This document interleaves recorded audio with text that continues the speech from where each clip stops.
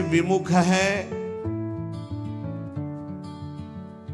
और स्वार्थ परायणता में रत है।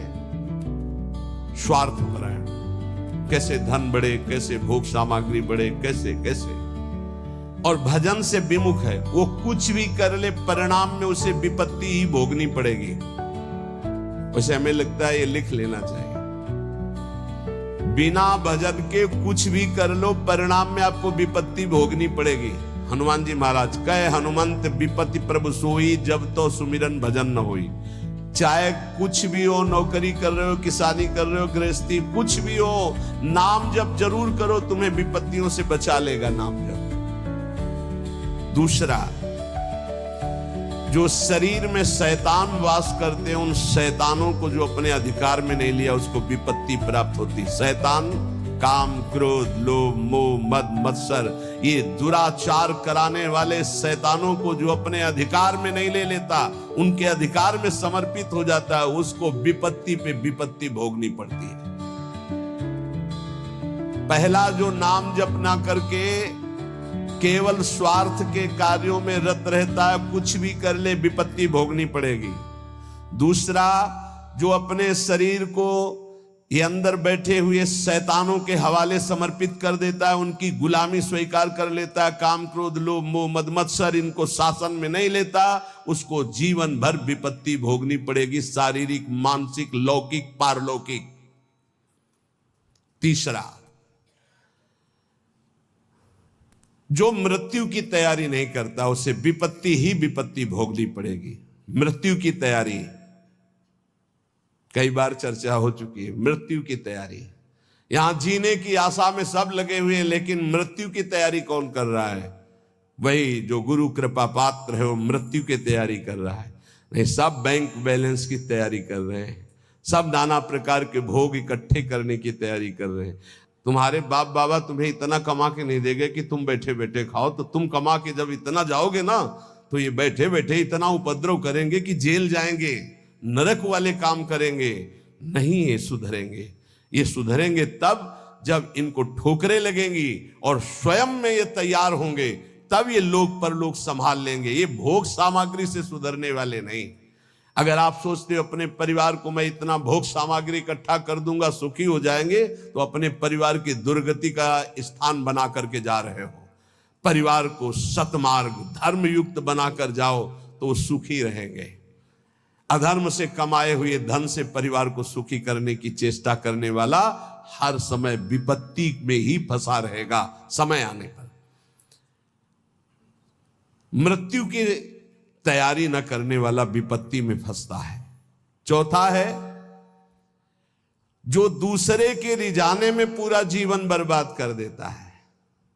दूसरे के रिझाने, ईश्वर से विमुख होकर दूसरों को संतुष्ट करने में पूरा जीवन व्यतीत कर देता है, उसको विपत्ति भोगनी पड़ती है। पांचवा, जो सतोगुणी भोजन, सतोगुणी वार्ता, सतोगुणी कार्यों को छोड़कर राजसिक और तामसिक भोजन करता है, राजसिक तामसिक क्रियाएं और वार्ता करता है, उसे विपत्ति भोगनी पड़ती है। छठवां, जानते हुए अपने दोषों का समर्थन करता है और दूसरे को निंदास्पद शब्दों से संबोधन करता है। बड़ा विचित्र समय आ गया है।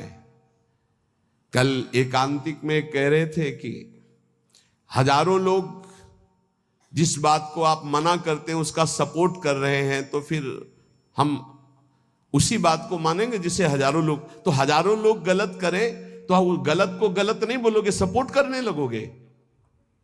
हजारों गलती कर रहे हैं तो तुम उसी गलती को सपोर्ट करोगे। हजारों शराब पी रहे हैं तो तुम शराब को सही मानोगे। हजारों मांस खा रहे हैं तो तुम आप उसको सही का निशान दे दोगे। हजारों व्यभिचार कर रहे हैं तो तुम सही का निशान दे दोगे। तुम्हारी बुद्धि भ्रष्ट हो गई।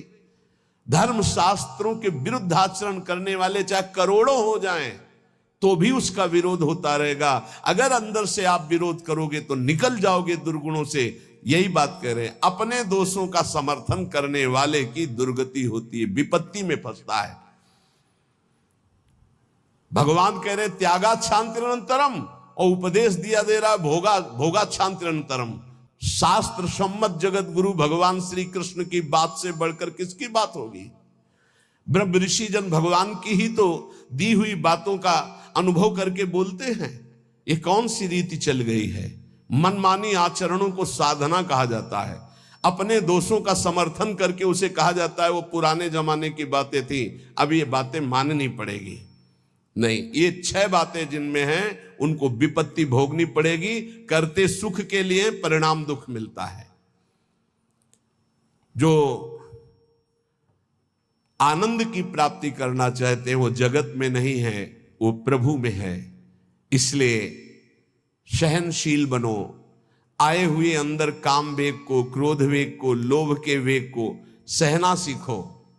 जो सहन करता है वही साधक है, जो सहन कर जाता है वही महात्मा है। जो अपने दोषों का शोधक है, शोध कर दोषों का त्याग करता है, वही जगत का उद्धार करने वाला महात्मा बनता है। याद रखना, जो प्रभु के उपदेश से बिलक चलता है वो कभी महात्मा नहीं हो सकता, वो इंद्रियों का गुलाम हो सकता है। प्रभु की आज्ञा के विपरीत चलने वाला कभी महात्मा नहीं हो सकता है। ये महापुरुषों की वाणी है। हम तुम्हें एक ऐसा मार्ग बताते हैं जिस मार्ग में चलने से बहुत जल्दी आप ईश्वर के समीप पहुंच जाओगे। वो नाम जप करते हुए किसी से और ईश्वर से भी कोई चाह ना रखना, बहुत जल्दी भगवत प्राप्ति हो जाएगी। हम तुम्हें एक ऐसा मार्ग बताते हैं जो चलने पर बहुत जल्दी भगवत साक्षात्कार करा देता है। किसी से भी और ईश्वर से भी कोई चाह ना रखो, बहुत जल्दी भगवत प्राप्ति हो जाएगी। नाम जप करते हुए कोई चाह ना रखो, बहुत जल्दी भगवत प्राप्ति हो जाएगी। और याद रखना, जो नाम जप करता है ईश्वर से कोई चाह नहीं रखता, तो ईश्वर उसकी ऐसे चिंता करता है जैसे छोटे बच्चे की मां चिंता करती है। किस समय उसको बाल भोग देना, किस समय उसको दुग्ध पान कराना, किस समय उसे स्नान कराना, ये मां की चिंता है, ना कि बालक की। जो ना किसी से चाहता है ना ईश्वर से चाहता है, खूब नाम जप करता है, उसे बहुत जल्दी भगवत प्राप्ति हो जाती है। निष्प्रयोजन भार स्वरूप उनका जीवन होता है जो भजनहीन होते हैं, बिल्कुल बेकार मरा जीवन। जिन हरि भगत हृदय नहीं आनी, जीवित सौ समानते प्राणी। क्या मुर्दे का सा जीवन है। इतना कीमती जीवन, एक एक श्वास भगवान के भजन में लगानी चाहिए। व्यर्थ के जीवन में, व्यर्थ के खान पान, कई कई ऐसी बातें जिनकी याद आकर हृदय में आम हंसता है, ऐसे जीवन को नष्ट किया जा रहा है। भ्रमण में सब दृश्य देखे हैं। गंगा का किनारा पावन तपस्वियों के लिए भी और राक्षसों के लिए भी है। जो पावन स्थान तप के लिए है, वही राक्षसों के दंडकारण्य में तपस्वी भी तपस्या करते थे और राक्षस भी रहते थे। दोनों का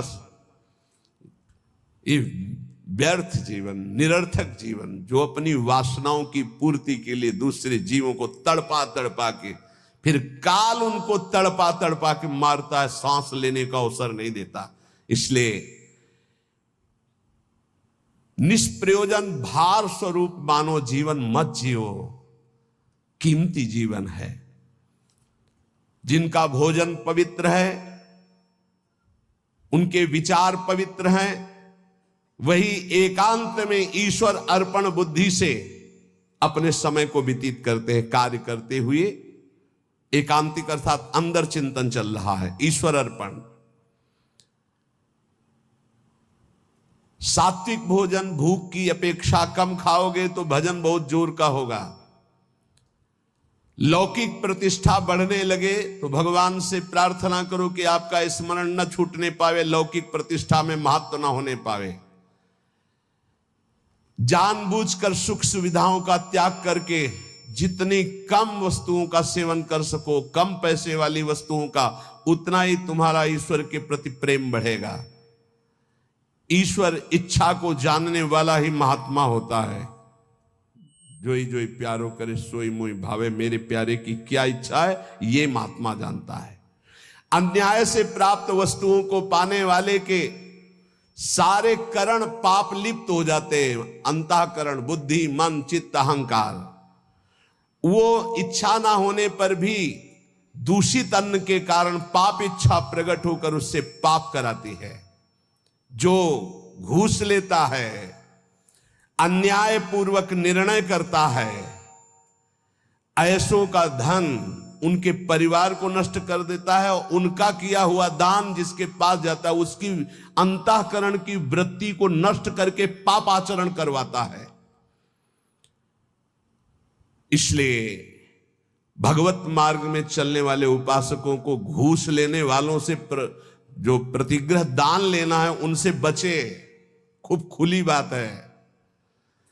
ये जो अन्याय अधर्म करना पैसे के बल से सीख गए हैं, अपने पद का दुरुपयोग, ऐसे लोगों से जो दान लिया जाता है, ऐसे लोगों से जो अर्थ लिया जाता है, वो केवल पाप विचार बढ़ाता है, पाप आचरण बढ़ाता है। इसलिए बहुत सावधान। देखा महाप्रभु चैतन्य देव से जब महाराज प्रताप रुद्र बड़े महाभागवत थे, उनके दर्शन करने की बात सामने रखी गई कि वो दर्शन करने आना चाहते, तो उन्होंने कहा तुमने क्या समझ रखा है? एक मैं वीतराग सन्यासी में राजा के दर्शन के उनके लिए दरबार में जाऊं या उनको यहां बुलाऊं, मुझे क्या आवश्यकता है? नहीं, राज दर्शन भी निषेध। ऐसा जो उपासक चाहता है कि मैं सच्चे भाव से भगवान के मार्ग में चलूं, तो पाप कर्म करने वालों से, उनके द्वारा दी हुई वस्तुओं से बहुत दूर बच करके, भूखे रह जाओगे तो ठीक है, उनका अन्न न जाने पावे। ईश्वर भक्त अदृश्य परमात्मा की इच्छा का अनुमोदन करता रहता है और वो देखता रहता है कि मृत्यु हर समय हमारी प्रत्येक श्वासों को गिन रही है। इसलिए वो सर्वांग सुंदर होने पर भी अपने शरीर का राग नहीं रखता और तपश्चर्या के द्वारा, शरीर के द्वारा भगवान को प्राप्त कर लेता है। ईश्वर के सिवा दूसरी कोई भी वस्तु मिलेगी वो टिकाऊ नहीं होगी, परिवर्तनशील होगी, नाशवान होगी। मनुष्य जीवन प्राप्त करके ईश्वर को प्राप्त करना ही खास वस्तु प्राप्त करना है। बाहर से निर्धन देखने वाला उस नाम जापक को नहीं जानता कि कितना बड़ा धनी सर्वलोक महेश्वर भगवान को अपने अधीन किए रहता है, जो निरंतर नाम जप करते हुए बाहर से निर्धन रहता है। तुम बाहर से निर्धन दिखते हुए अंदर से महान धनी हो यदि नाम जप करते हो, और ये बाहर से जो धनी दिखाते हैं अंदर से खोखले हैं, इनके पास अहंकार गर्व के सिवा कोई सच्चिदानंद बात नहीं है। इसलिए ईश्वर का अवलंबन अर्थात भगवान की शरणागति, ऋषि मुनि भक्त जनों के द्वारा जो दिए गए वचन, उनका मनन, खान पान पवित्र जगह से, हिंसा और निंदा करने वालों से बिल्कुल बचो, उनका कोई भी शब्द या भोजन या संग ना आने पावे, निषिद्ध विषयों से दूर रहो, कुछ भी भोगने की इच्छा उठे उसको दबाकर रौंद डालो। ये तब भगवत प्राप्ति की योग्य बनता है। जो महात्मा आचार विचार परायण होकर धर्म में चले हैं उन्हीं के अनुसार चलो। सत्कार्यों में स्थिति प्राप्त करने के लिए उन महात्माओं का अनुसरण अत्यंत आवश्यक है। इस जगत में प्रभु के समान कोई सच्चा सहायक नहीं है। मूर्तिमान प्रभु के सहायक स्वरूप ये महापुरुष जन है, इन्हीं का आश्रय ले लो, इन्हीं के पीछे चलो तो सतमार्ग का दर्शन हो जाएगा। सतमार्ग पर चलाने के लिए ही पहली पीढ़ी जो हमारे गुरुजनों की है उसका अनुसरण करना है। महाजनों गतेन सपंथा, संसार केवल फंसाने वाला है, महापुरुष ही केवल मुक्त करने वाले हैं। कल एक भगत कह रहे थे, हमारे पिताजी ने कसम खवाया कि वृंदावन गए तो तुम्हें हमारी कसम है, हमारा मरा मुख देखोगे। कसम का मतलब ये। बोले आपको गाली देते हैं। हम कहा धन्यवाद, कम से कम गाली दे रहे, साफ तो नहीं दिया। दक्ष ने साफ दे दिया नारद जी को, नारद जी को साफ दे दिया। कब? जब उनके पुत्रों को बाबाजी बना दिया। भगवान के मार्ग में जब प्रशस्त कर दिया दक्ष के पुत्रों को, तो दक्ष जी ने जल हाथ में लिया। जब नारद जी गए तो ये नहीं पूछा कि क्या हालचाल, कहा मैं साप देता हूं, हमारे पुत्रों को भगवत मार्ग में लगा दिया, तुम 2 घड़ी से ज्यादा कहीं जिंदगी में टिकी ना पाओ। 2 घड़ी का मतलब होता है 48 मिनट। बोले इतने में तुम बहुत बड़ा काम कर देंगे, 48 मिनट में तुम बाबा जी बुला देंगे भगवत मार्ग के पति। बोले आपके प्रवचन सुनकर हम माला जप करते हैं, बाणी पाठ करते हैं, थोड़ा तिलक लगा लेते हैं वृंदावन की, तो वो कहते हैं हमारे लड़के को बर्बाद कर दिया इस नाम लेके। तो बात सही है, जो अपनी श्वासों को व्यर्थ में बर्बाद करते हैं, शराब पीते हैं, मांस खाते हैं, बेविचार करते हैं, गंदे आचरण में चलते हैं, क्या कैसे माता पिता हैं इस बात के लिए राजी हैं कि मेरा बेटा नरक जाए, इस बात के लिए राजी कि मेरा बेटा गलत आचरण करे, और वही शराब पी के जब आवे तो 2-4 मुझे थप्पड़ मार के घर से बाहर करे, ये आचरण। अगर माता पिता को भगवान मानकर उनकी सेवा करो। वो कह रहा था कि आप अपराध भर हमको ना बोध कराएं, तो एक बार अंदर से इच्छा है कि अपने बाप को उठा के पटके और खूब धुलाएगा। तो हम कहा अगर हमें मित्र मानते हो तो एक शब्द भी कटु मत बोलना। गुरु मानते हो कि नहीं वो तो तुम जानो, दोस्ती के लिए तो हम हाथ फैलाते हैं, हम हित मित्र हैं। अगर हमें मित्र मानते हो तो ऐसे माता पिता के रोज पैर छुओ, उनमें भगवान की भावना करो और मेहनत करो, लेबरी करके भी कमाओ और उनको खवाओ पियाओ, और वो जब हमारी निंदा करें तो कान में अंगुली डाल लो और अपने सतमार्ग में चलो। बड़ा विचित्र समय है। जो माता पिता प्रथम गुरु कहे गए हैं, भगवान के कदम हमारे जो बढ़े, धन्य है वो माँ जो अपने रक्त को दुग्ध बनाकर मुझे पान कराकर इतना बड़ा किया, धन्य है वो पिता जो मेहनत करके हमको पढ़ाया लिखाया। अब वो चाहे जितना कड़ुआ बोले हम उसे भगवान की तरह पूजेंगे, सबको ये मानना चाहिए। उनकी वृद्धावस्था है, वो कुछ भी बोल सकते हैं, बड़े लोग हैं, हमें उनकी सेवा करनी और सतमार्ग में चलना है। तो यहां कह रहे कि महापुरुषों के सिवा अपना कोई सतमार्ग बताने वाला नहीं, इसलिए संतों की बात को मानना चाहिए। वो अहेतुकी मित्र हैं, तुम्हारा अमंगल नहीं कर सकते हैं। इस जगत में प्रभु के समान कोई सच्चा सहायक नहीं, और प्रभु ही महापुरुषों के रूप में प्रेरित करते हैं आकर के अपने मार्ग को। इसलिए मन को सत्य मार्ग में चलाने के लिए पहली सीढ़ी संत महापुरुषों के वचनों के आधार पर चलो। आज हम सबके ऋणी हैं, सच्ची हृदय से ऋणी हैं, धन्यवाद देते हैं कि आज इस कलयुग के प्रचंड तांडव काल में आप संतों की बात मान रहे हैं। इसलिए हम आपके चरणों में प्रणाम करते हैं, क्योंकि इसमें आपका मंगल है। आप स्वस्थ रहेंगे, आप भगवत भजन करते हुए अच्छे आचरण वाले रहेंगे, तो आप हमारे बहुत बड़े हितैषी हुए, क्योंकि आप सुखी हैं, आपका मंगल हुआ तो मेरे कर्तव्य का पालन हो गया, मेरे साधु वेश का धारण करना सार्थक हो गया। आप हमारे बड़े सहयोगी हैं, आप हमारी भागवतिक उन्नति के बहुत बड़े कारण बन गए, क्योंकि हम धन्यवाद के पात्र तभी बनेंगे जब हमारी बात को मानकर आप धन्य हो जाएंगे। हमारा कल्याण हो गया, हमारा मोक्ष हो गया तो बहुत छोटी बात है। अगर हमारी बात से आपका कल्याण न हुआ तो हमारी बात की बात क्या रहेगी। तो हमारी बात को सार्थक और समर्थ बनाना आपका कर्तव्य है। यदि आपने अपने कर्तव्य का पालन किया तो मेरे कर्तव्य का अपने आप पालन हो जाएगा कि मेरा साधु वेश धारण करना, मेरा जीवन धारण करना, मेरा भजन करना, मेरा सतमार्ग में चलना सार्थक हो गया।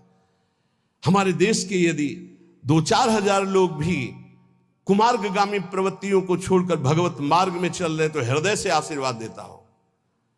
आशीष देने के लिए तपस्या की जरूरत नहीं होती। मां अपने बच्चे को आशीष देती तपस्या से नहीं, दुलार से। आप स्वस्थ रहिए, आपकी बुद्धि स्वस्थ रहे, आपके जीवन का परम लक्ष्य भगवत प्राप्ति आपके हाथ में आवे, आप कभी गलत आचरणों में ना फंसे। अगर वार्ता को सुन करके अपने मन में धारण करेंगे तो निश्चित ये वस्तु आपको प्राप्त होगी, क्योंकि हमारा जन्म सिद्ध अधिकार है भगवत प्राप्ति करना। जो संतों में पूर्ण श्रद्धा रखते हैं, अध्यात्म विषय में चलना चाहते हैं, उनको परमात्मा साक्षात्कार निश्चित हो जाता है। जो संतों में पूर्ण विश्वास करते कि ये जो कह रहे हैं सत्य, कभी भी अगर दान शब्द का आया है तो मन का दान कीजिए, श्वासों का दान कीजिए, अपने जीवन का एक एक कर्म भगवान को समर्पित कर दे। ये शुद्ध बातें परमार्थ की। अगर कभी दान पुण्य की बात चली तो पहले कह दिया है कि शास्त्र में लिखा है इसलिए पढ़ रहा हूं, हमारी आस्था इस पर नहीं है। हमारी आस्था का विषय हर श्वास भगवान नाम स्मरण हो, यही जीवन का परम लाभ। भगवान श्री कृष्ण चंद्र जी कृपा करके वर्णन करते हैं कि जब साधना अवस्था से सिद्धावस्था में उपासक पहुंचता है तो उसकी स्थिति क्या होती है? बोले यदृच्छालाभ संतुष्टो द्वंद्वातीतो विमत्सरः समासिद्धावसिद्धौ च कृत्वापि न निबध्यते।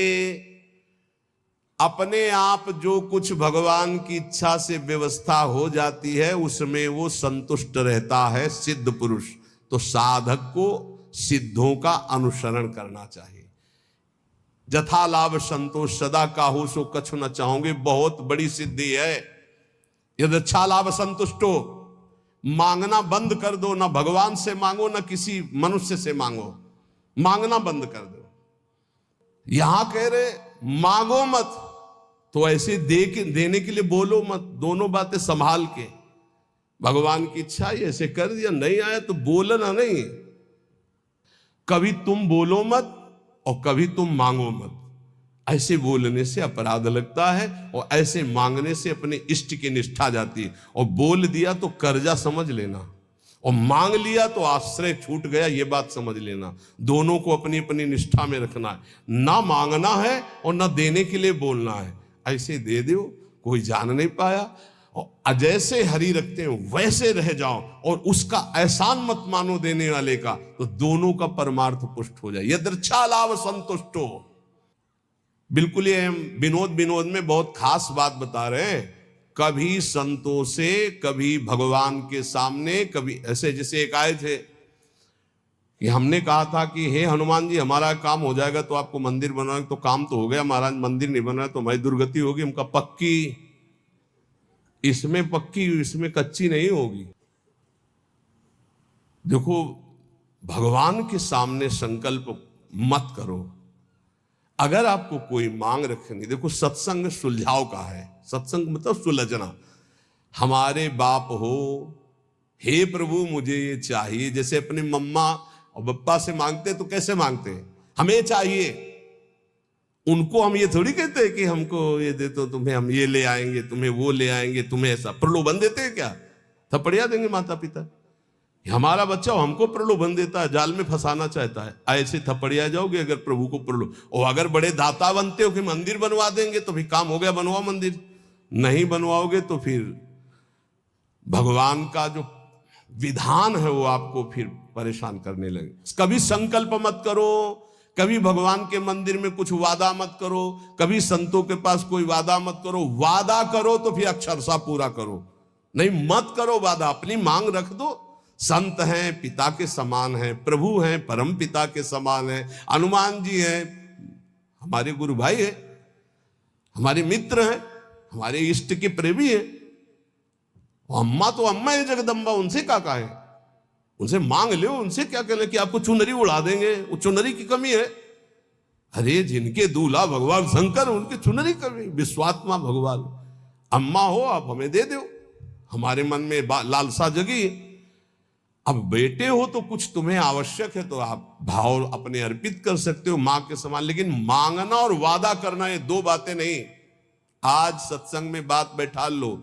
ना भगवान के सामने, ना कभी संत के सामने कभी वादा मत करो कुछ देने का। तुम्हारे पास जो कुछ है वो गुरुदेव का, इष्ट का है, क्या दोगे? अगर वादा करो तो उसे भूलो मत, निर्वाह करो। दूसरी बात, मांगो मत, वो सर्वज्ञ है, अपने आप पूरा करेंगे। यदृच्छा लाभ संतुष्टो।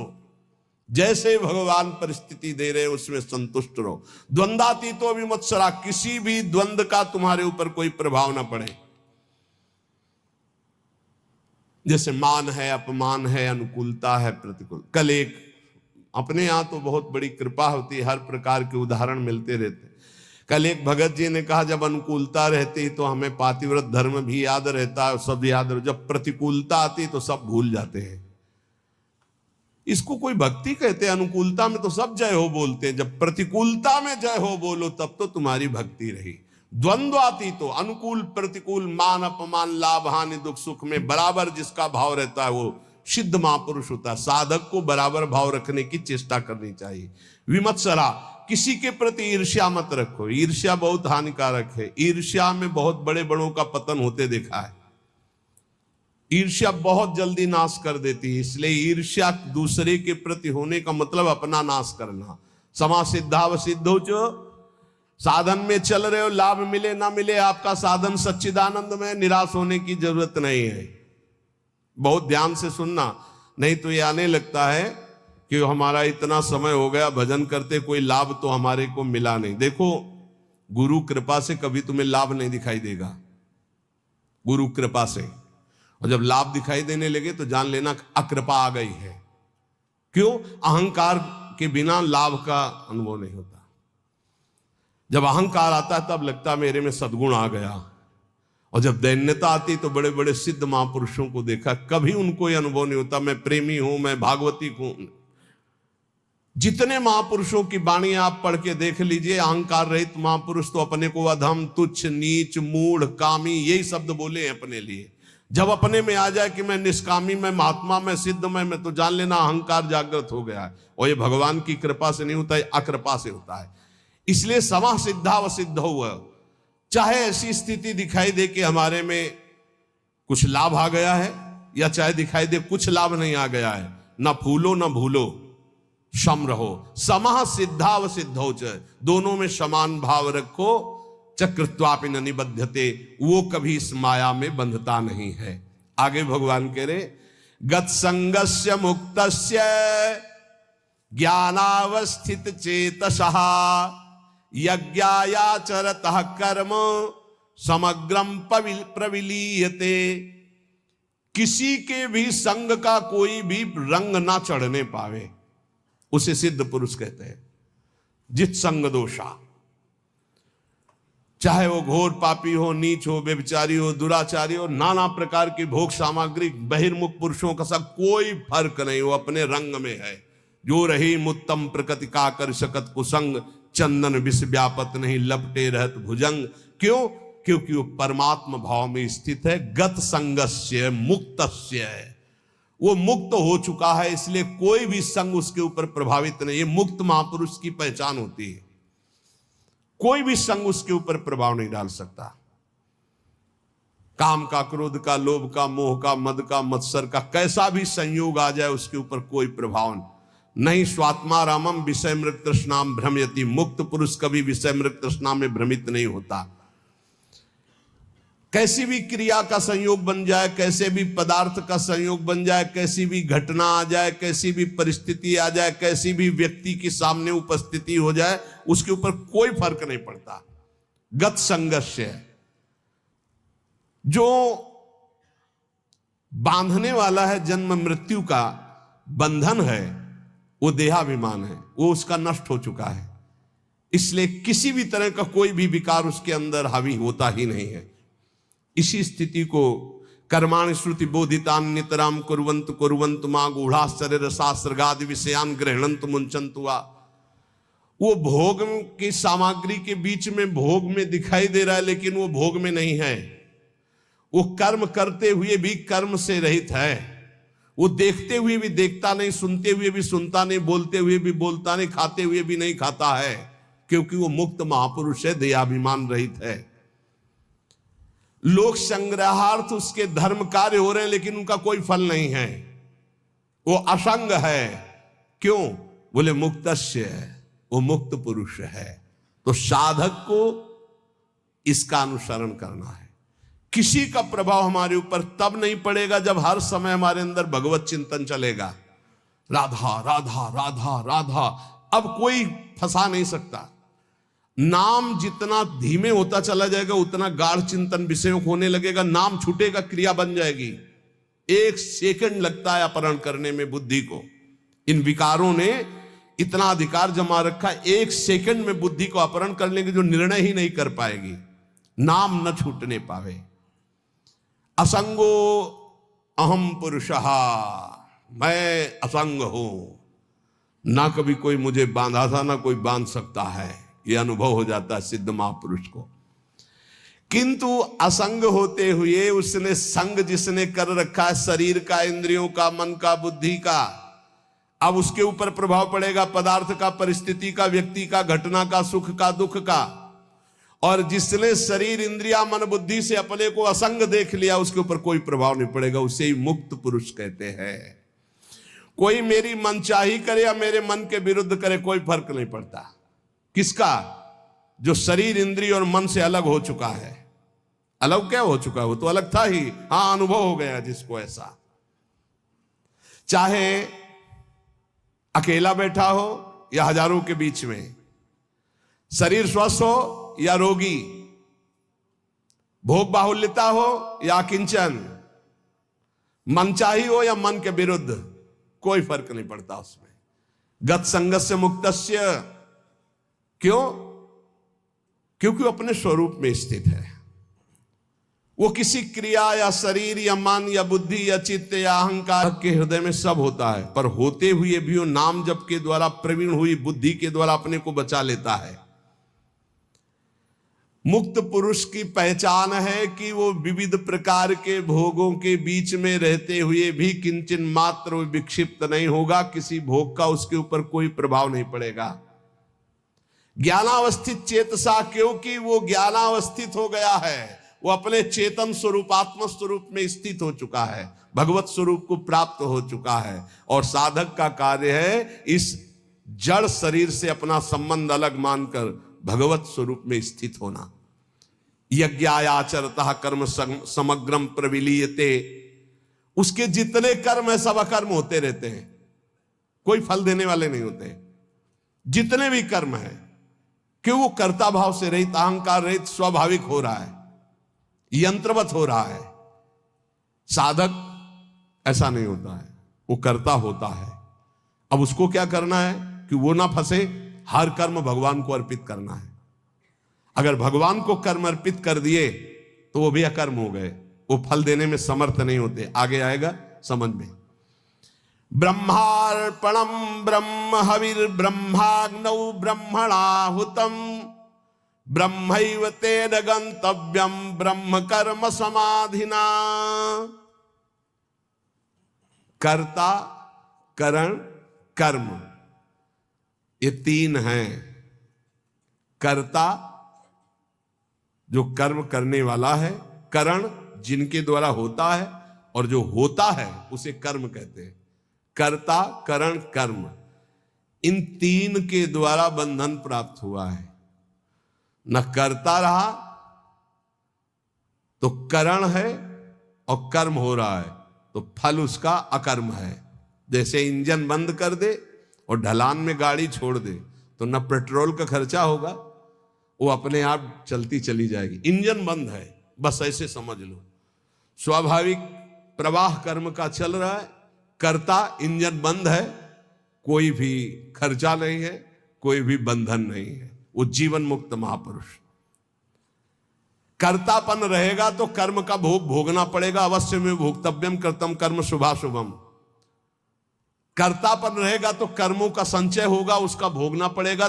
कर्म भोगने के लिए जन्म लेना पड़ेगा, जन्म मरण चलता रहेगा। कैसे नष्ट होगा कर्ता भाव? एक होता है ज्ञान से नष्ट होता है, एक होता है भगवत भाव से। हर कर्म बड़ी प्रवीणता पूर्वक भूलो मत, प्रभु को समर्पित कर दो, बच जाओगे, बच जाओगे। नाम जप करो, जो भी कार्य करो, सुबह जगने से लेकर शयन तक पूरे समय को भगवान को अर्पित कर दो। ये भागवत धर्म में बचा लेगा आपको, मान लो। जो त्रुटियां होगी वो भस्म हो जाएंगी कर्म समर्पण से।